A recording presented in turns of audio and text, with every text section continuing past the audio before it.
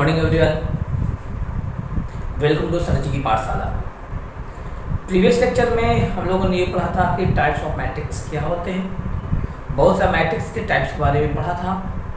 तो जो हमारा आज का लेक्चर होगा, आज के लेक्चर में उसी टाइप्स की कड़ी में दो टाइप्स और होते हैं। जैसे एक आपका होता है तुलनात्मक अवयव, तुलनात्मक अवयव, इसे हम लोग कहते हैं कंपैरिजन या फिर कंपैरेटिव मैट्रिक्स। कंपैरेटिव मैट्रिक्स यहाँ पर क्या कहा जा सकता है? ऐसा अवयव जिनका आपस में तुलनात्मक अध्ययन किया जा सकता है, तुलनात्मक अवयव कहलाता है। तुलनात्मक अवयव के लिए सबसे आवश्यक शर्त यह होती है कि उन अवयवों की कोटियां समान होनी चाहिए। तो यहाँ पर यह भी कह सकते हैं कि ऐसे अवयव जिनकी कोटियां समान होती है, तुलनात्मक अवयव कहलाते हैं। जैसे हमने कहा कि हमारे पास यहाँ पर एक अवयव है, ध्यान दीजिएगा।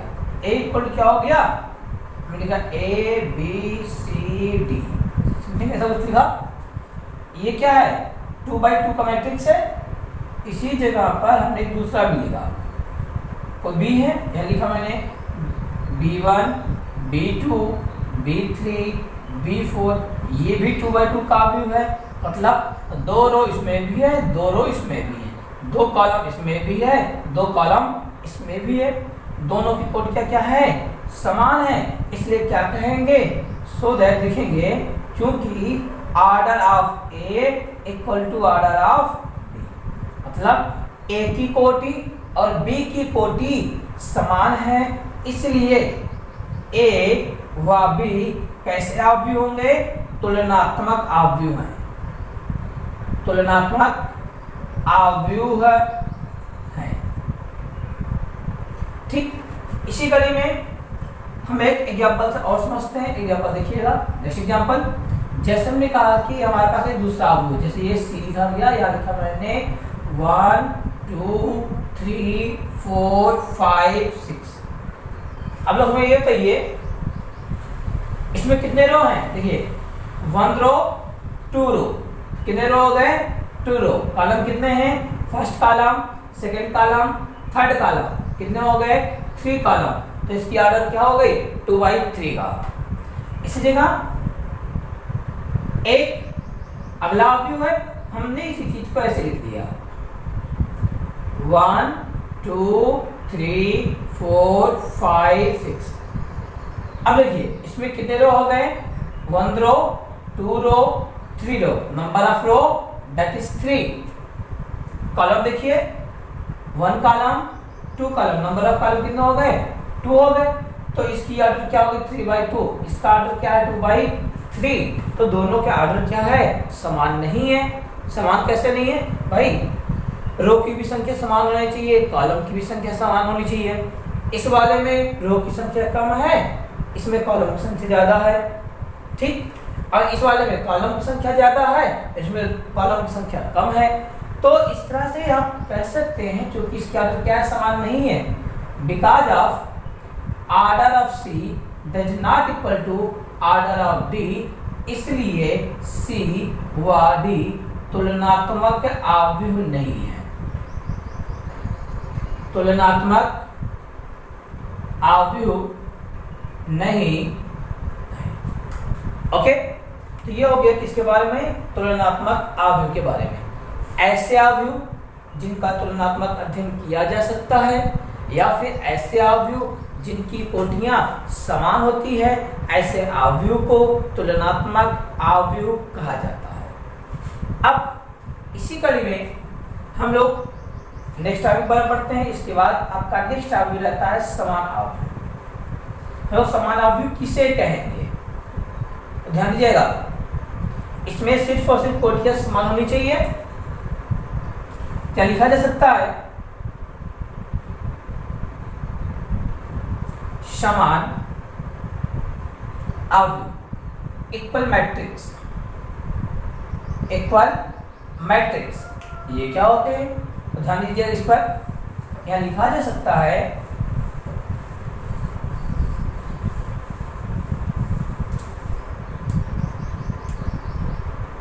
तो बात समझिएगा आप लोग। ऐसे अवयव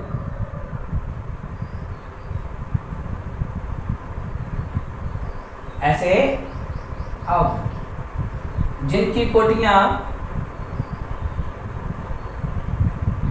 तथा अवयव इस प्रकार समान होते हैं कि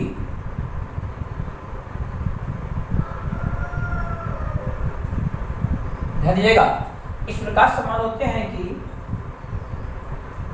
Aij m/n is equal to Bij m/n। ध्यान दीजिएगा, मतलब जो ऑर्डर यहाँ होना चाहिए वही ऑर्डर यहाँ पर, जो कोट यहाँ से लेंगे, जो रो कॉलम इधर लेंगे वही रो कॉलम इधर भी लेंगे। तो ऐसे अवयव को क्या कहा जाता है? समान अवयव कहलाते हैं।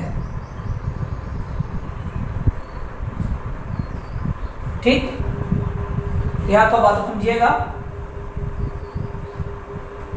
देखिए फॉर एग्जाम्पल,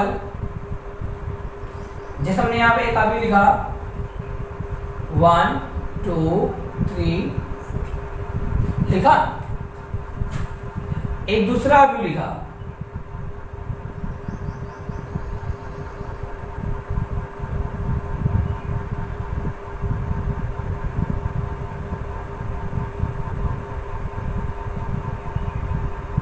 देखिए कुछ आगे कैसे लिखा गया है, बी वाला अवयव हमने इसको सॉल्व किया। देखो 3 - 2 3 - 1 2, यहाँ से डिवाइड करेंगे या 2 सॉरी 1 मिनट, यहाँ पे 2 होना चाहिए। 3 में से 2 को सब्सट्रैक्ट करेंगे 1, यहाँ पे 2, यहाँ पर 3, यहाँ पे क्या हो जाएगा आपका। ध्यान दीजिएगा, इसमें 2 रो 2 कॉलम है, 2 रो और 2 ही कॉलम। वैसे इसमें भी 2 रो और 2 रो और 2 ही कॉलम है इसमें भी। ठीक, तो इनकी कोटियां क्या हो गई? समान हो गई। अब अवयव भी देख लो। देखिए इसका सुन लीजिएगा, Aij Bij क्या मतलब है? देखो यहाँ पर देखिए A11 यहाँ क्या लिखा, 1 लिखा गया है। इसमें देखो B11 बराबर 1, मतलब पहले रो और पहले कॉलम पर जो अवयव 1 लिखा है वही चीज यहाँ पर भी लिखा होना चाहिए। A11 1 B11 1। वैसे यहाँ पर भी देखिएगा A12 पहला रो दूसरा कॉलम क्या लिखा है? 2 लिखा है। बस यहाँ देख लीजिएगा, पहला रो दूसरा कॉलम क्या लिखा है? 2 लिखा है। वैसे यहाँ देखिएगा A21 second row first column, second row first column, यहाँ पर क्या हो जाएगा? यहाँ पर लिखा जाएगा आपका 3। ठीक, ऐसे यहाँ देख लीजिएगा, सेकेंड रो फर्स्ट कॉलम की वैल्यू क्या है आपकी? 3। Next point A22 second row second column, second row second column की वैल्यू क्या हो जाएगी यहाँ पर? 4। बस यहाँ देख लीजिएगा, second row second column value क्या हो जाएगी? 4। क्या इसके सभी अवयव समान हैं? अवयव समान है, कोटियां समान है, इसलिए लिख सकते हैं सो दैट A व B समान अवयव हैं। समान अवयव, ओके। हम इसको एल्स करते हैं। इसी के साथ हम एक अगला एग्जाम्पल भी स्टार्ट करते हैं। नेक्स्ट एग्जाम्पल, जैसे यहां P दिया है, P का मान आपको क्या दिया गया है? समझिएगा 8 10 12 14।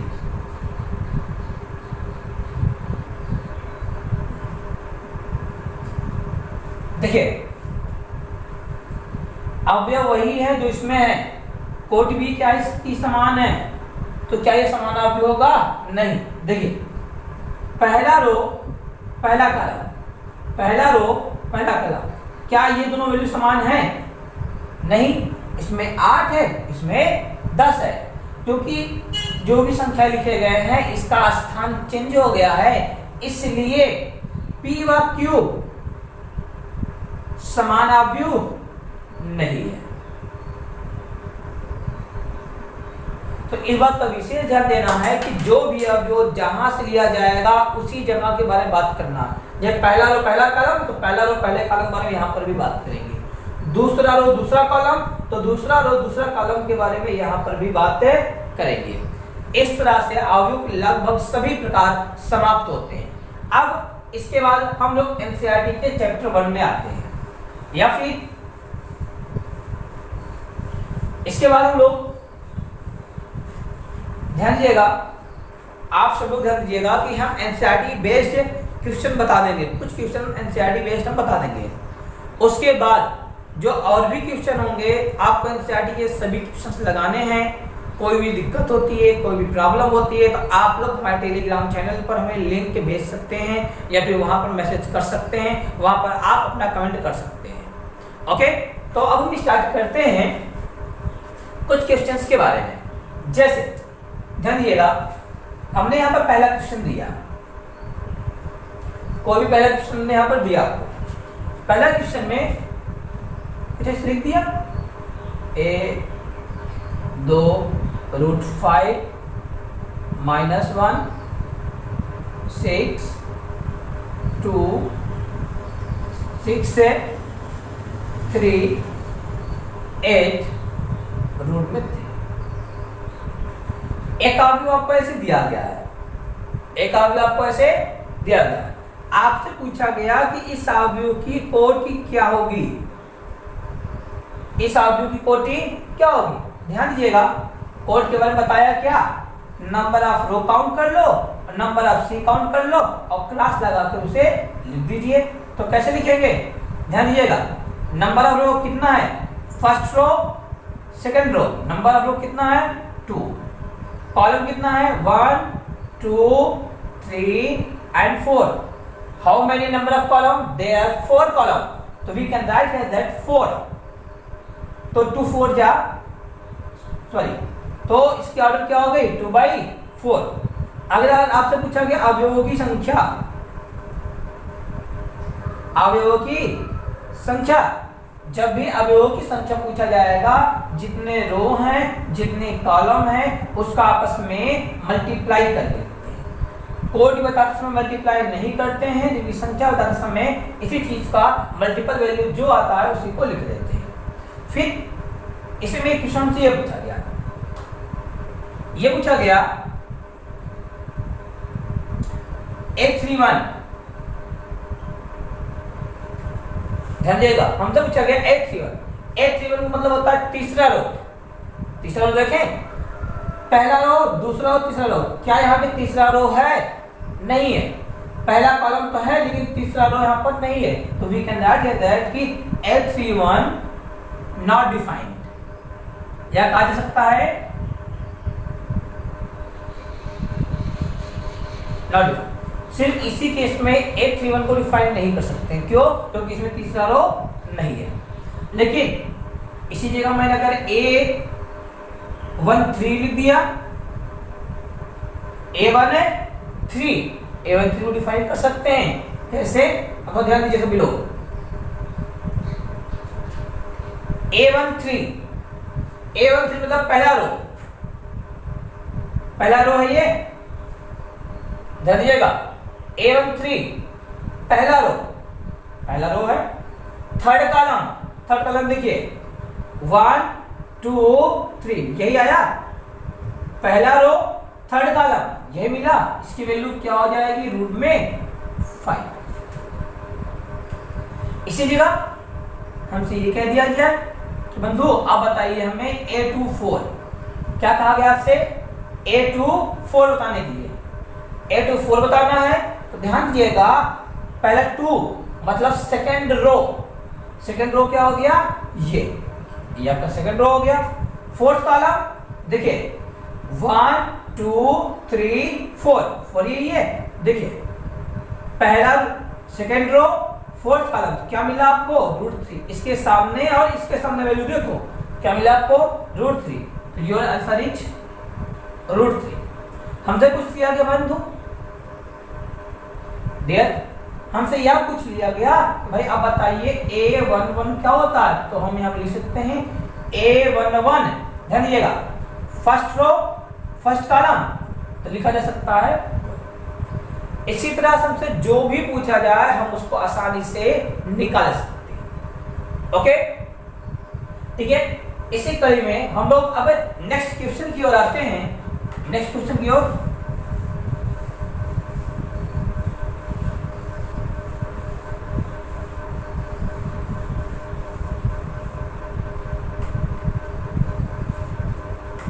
देखिए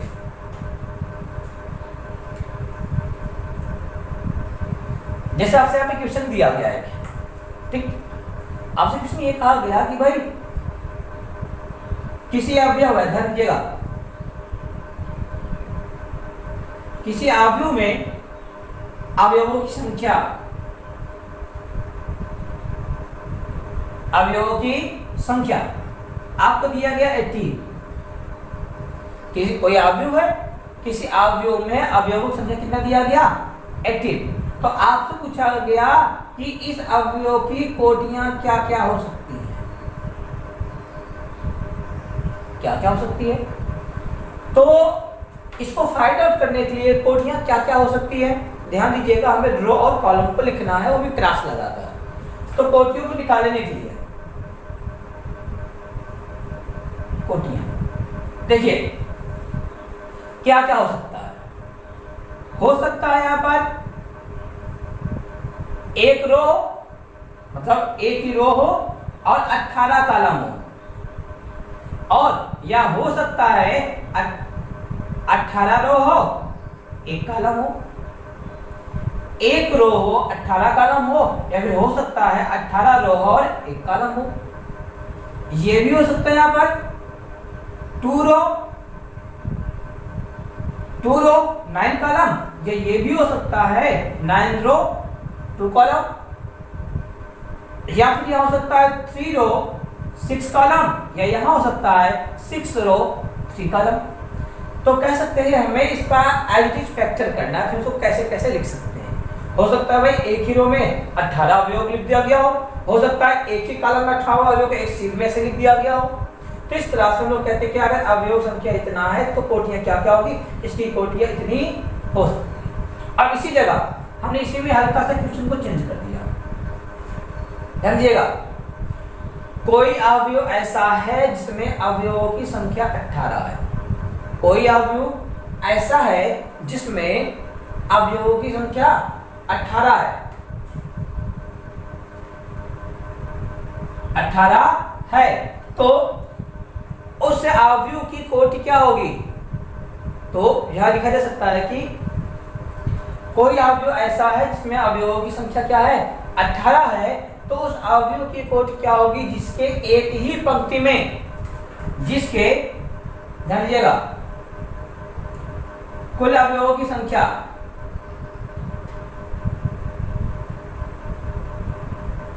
18 है। ये बोला गया कि एक ही पंक्ति में अवयवों की संख्या कितने हो 3 हो, कितने हो 3 हो, तब अवयव की कोटि क्या होगी। यहां पर कोटि क्या नहीं मिलेगी, यहां पर आपको सिर्फ कोटि मिलेगा। तो यहां पर लिख सकते हैं पंक्ति संख्या है ना RC, R की वैल्यू यहां पर 3 हो जाएगा, और अगर ये 3 है 3 से 18 में डिवाइड करेंगे आएगा 6, तो अवयव कोटि क्या हो जाएगी 3/6। इस तरह से कोई भी क्वेश्चन हमसे दिया जाए तो कोटियां निकाल सकते हैं, कुछ विशेष बात पूछा जाए तो हम लोग उसको भी आसानी से निकाल सकते हैं। इसी कड़ी में हम लोग आगे की बात करते हैं। इसके बाद आपका एक टॉपिक और है सेट फॉर्मेशन।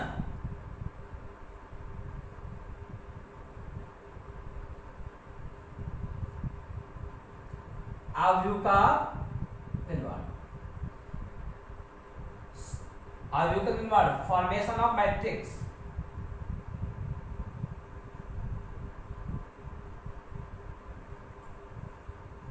ये क्या होता है? ठीक है, जैसे हमसे कहा गया कि एक आव्यूह है, कोई आव्यूह है, आव्यूह की कोटि दिया गया 2/2, आव्यूह कोटि कितना दिया गया है? 2/2। बातों को समझिएगा, आव्यूह कोटि दिया गया है 2/2 और आव्यूह का एक इक्वेशन बना दिए। ये कहा गया कि यह आव्यूह ऐसे है, एक आव्यूह ऐसे बना दिया गया कि इस प्रकार है कि आव्यूह का अवयव, जो आव्यूह का अवयव है, आव्यूह का अवयव aij इस सेट पर है, i + j अपान में 2 समथिंग इस सेट में है। तो हमसे पूछा गया कि आव्यूह क्या होगा, आव्यूह क्या होगा हमें नहीं पता। तो ध्यान दीजिएगा, इस क्वेश्चन को ध्यान से देखिए। अगर इस आव्यूह को हमसे पूछा गया इसके 2/2, इसकी कोटि क्या है? 2/2 है, तो ये फिक्स बात है, इसमें अवयव कितने होंगे? 4 होंगे। कितने अवयव होंगे? 4। 2/2 की फॉर्म में जो पहला अवयव होगा A11, मतलब पहला रो पहला कॉलम, पहला रो पहला कॉलम, दूसरा अवयव होगा पहला रो दूसरा कॉलम, क्योंकि दो ही कॉलम है, अब इसके आगे और ये जा नहीं सकता। अब देखिए, दूसरा रो पहला कॉलम, दूसरा रो पहला कॉलम और दूसरा रो दूसरा कॉलम, कितने अवयव होंगे हमारे पास? 4 अवयव हो गए। अब इन्हीं अवयवों का इसी फॉर्मेशन में निकाल लेंगे वैल्यू, तो हमें आंसर मालूम है, चल जाएगा। जैसे देखिए, हमें A11 चाहिए, तो क्या लिखा है? I + j/2। देखिए 1 + 1/2 कितना हो जाएगा? 2/2। Your answer is 1। यह भी लिखा जा सकता है। A12, A1 है 2, तो 1 + 2 / 2 हो जाएगा 3/2। फिर देखो आगे A21, 2 + 1 / 2, वैल्यू इज 3/2। फिर ध्यान दीजिएगा, A22, 2 + 2 / 2 = 4/2 = 2। तो आपका यहाँ पर मैट्रिक्स क्या हो जाएगा? A11 क्या हो गया? 1। A12 क्या हो गया? 3/2। फिर A21 क्या हो गया आपका? 3/2। फिर A22 क्या हो गया आपका? 2। ओके, इस तरह से ये हमारा आंसर क्या हो गया? कंप्लीट हो गया। इसी तरह से हम लोग और भी क्वेश्चन देख सकते हैं। जैसे हम इसको अरेंज करते हैं,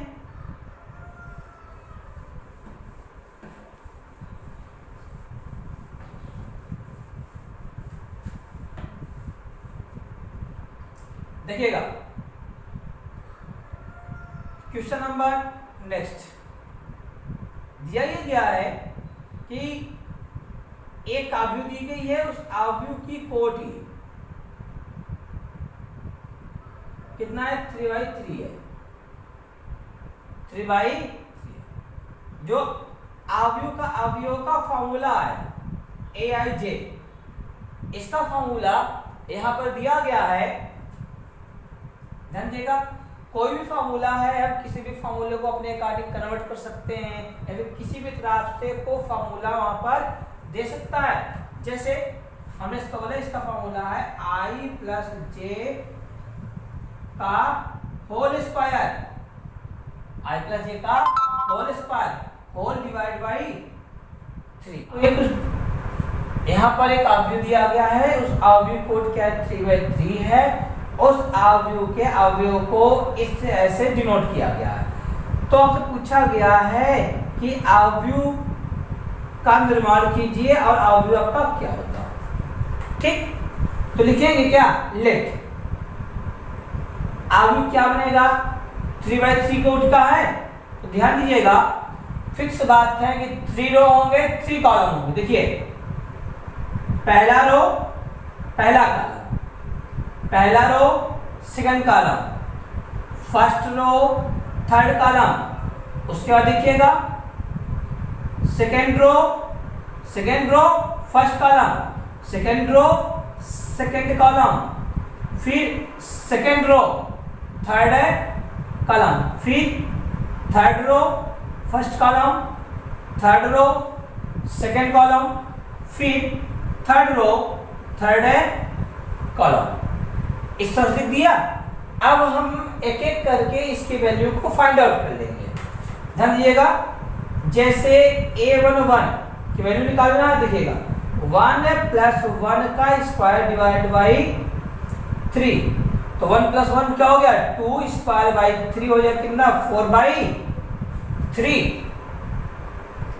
ऐसे ही a12 देख लीजिए, 1 + 2 का होल स्क्वायर डिवाइड बाई 3, 1 + 2 का होल स्क्वायर, 3 का स्क्वायर डिवाइड बाई 3 हो जाए कितना, 3। सेम ऐसे ही आप लोग a13 निकाल लीजिएगा, a21 निकाल लीजिएगा, a22, a23, a31, a32, a33, इसको सब निकाल लेंगे। निकालने के बाद लिखेंगे अतः अवयव बराबर ये, जो चीज जहां पे लिखा गया है वहीं पर इसकी वैल्यू रख देंगे। जैसे a11 यहाँ पर है, यहाँ पर रख देंगे 4/3। ओके, a12 यहाँ है, इसकी जगह रख देंगे 3। इस तरह से सभी वैल्यू को सॉल्व करके हम लोग यहाँ पर लिख देंगे। इस तरह से हमारा फॉर्मेशन ऑफ मैट्रिक्स टॉपिक समाप्त होता है।